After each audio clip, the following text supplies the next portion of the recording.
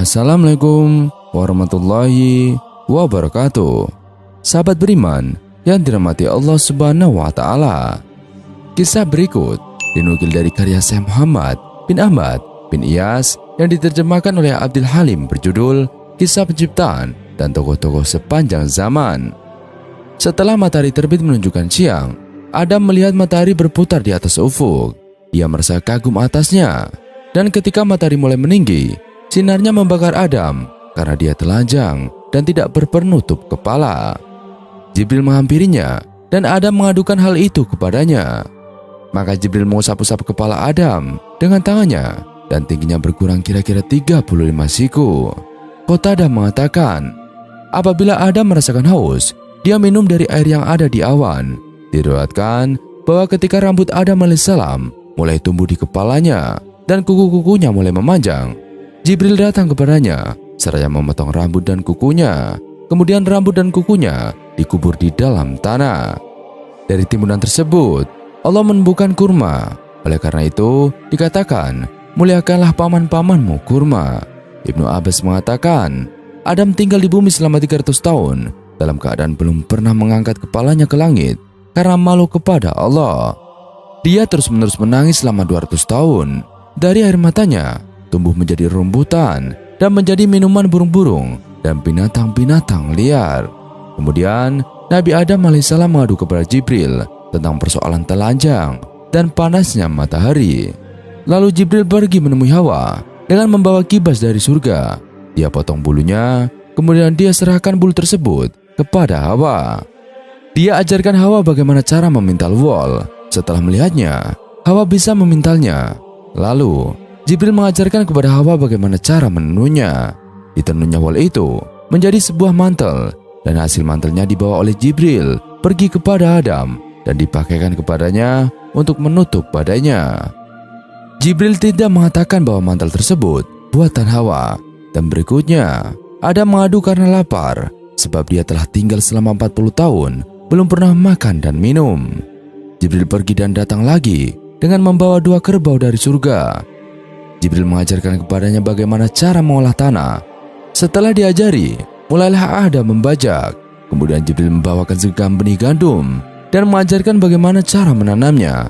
Setelah tahu, mulailah Adam menanamnya. Ketika Adam sedang sibuk membajak tanah, tiba-tiba salah satu dari 2 kerbau itu diam. Lalu Adam memukulinya dengan pecuc yang ada di genggaman tangannya. Allah menjadikan kerbau itu bisa berbicara, sehingga ia berbicara kepada Adam, "Mengapa engkau memukulku?" Lalu Adam menjawab, "Karena engkau membangkang kepadaku." Dan dengan tenang, kerbau itu berkata kepada Adam, "Betapa lembutnya Allah kepadamu, karena dia tidak memukulmu ketika engkau membangkang kepadanya."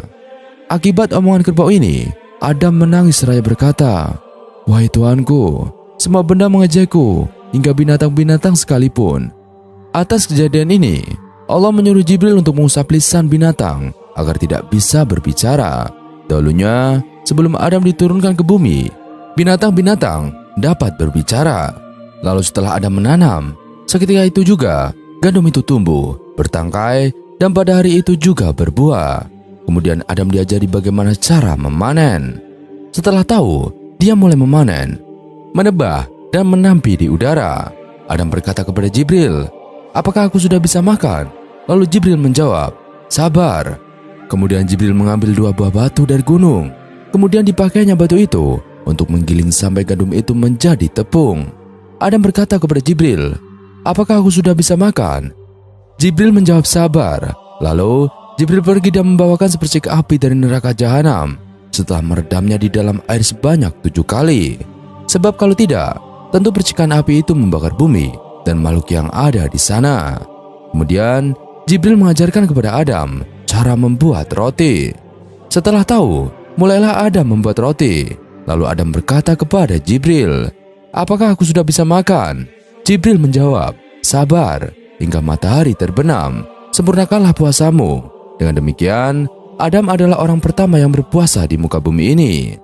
Setelah matahari terbenam, Adam meletakkan roti di antara 2 tangannya. Dia ulurkan tangannya untuk memotong roti. Ternyata roti itu terlempar dari antara 2 tangannya dan jatuh dari puncak gunung ke bawah.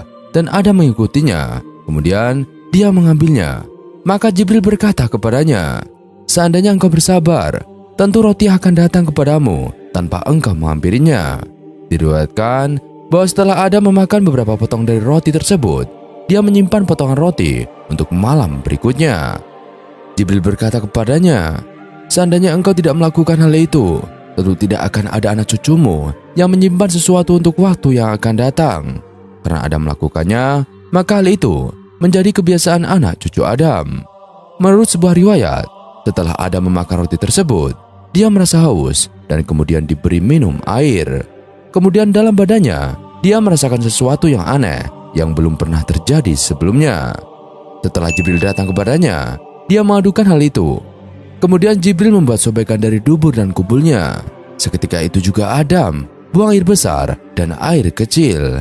Ibnu Abbas radhiyallahu an mengatakan, apabila Adam lapar, dia lupa kepada Hawa, dan apabila kenyang, dia mengingatnya. Suatu hari, dia berkata kepada Jibril, "Wahai Jibril, apakah Hawa masih hidup ataukah sudah mati?" Jibril menjawab, "Dia masih hidup dan keadaannya lebih baik daripada engkau, sebab dia berada di pinggir laut. Dia bisa mencari ikan dan memakannya." Lalu Adam berkata, "Hai Jibril, aku melihatnya dalam mimpiku malam tadi." Jibril menjawab, "Wahai Adam, bergembiralah, Allah memperlihatkan Hawa kepadamu, mata-mata karena hal itu menunjukkan sebentar lagi engkau bakal berkumpul bersamanya." Ibnu Abbas radhiyallahu an mengatakan, setelah hari-hari ujian untuk Adam alaihissalam telah berakhir dan dia telah bertaubat, Allah menerima taubatnya. Itulah firman Allah. Kemudian Adam menerima beberapa kalimat dari tuannya, maka Allah menerima taubatnya. Sesungguhnya Allah Maha menerima taubat, lagi Maha penyayang. Quran Surat Al-Baqarah ayat 37. Sebagian ulama mengatakan Adam diberi ilham oleh Allah untuk mengatakan, "Wahai Tuhan kami telah menganiaya diri kami sendiri, dan jika Engkau tidak mengampuni kami dan memberi rahmat kepada kami, niscaya pastilah kami termasuk orang-orang yang merugi." Quran Surat Al-A'raf ayat 23. Menurut sebuah riwayat, Adam berkata, "Wahai Tuhanku, dengan hak Muhammad, ampunilah kesalahanku." Lalu Allah berfirman kepadanya, "Bagaimana engkau mengetahui Muhammad, padahal aku belum menciptakannya?" Lalu Adam menjawab, "Setelah engkau menciptakanku, aku mengangkat kepalaku, lalu aku melihat tertulis di atas penyangga-penyangga arus, La ilaha illallah Muhammadur Rasulullah. Tidak ada Tuhan kecuali Allah, dan Muhammad adalah utusan Allah. Maka aku yakin bahwa engkau tidak akan menyandingkan namamu kecuali dengan nama makhluk yang paling engkau cintai." Allah berfirman, "Hai Adam, engkau benar, dan aku telah memaafkan kesalahan-kesalahanmu karena engkau meminta ampun kepadaku dengan hak Muhammad." Selama 300 tahun, Adam memanjatkan doa tanpa henti demi memohon ampunan kepada Allah Ta'ala. "Ya Allah, ampunilah kami demi menjunjung tinggi cahaya Muhammad yang kami tanggungkan." Permohonan ini dijawab oleh Allah Ta'ala.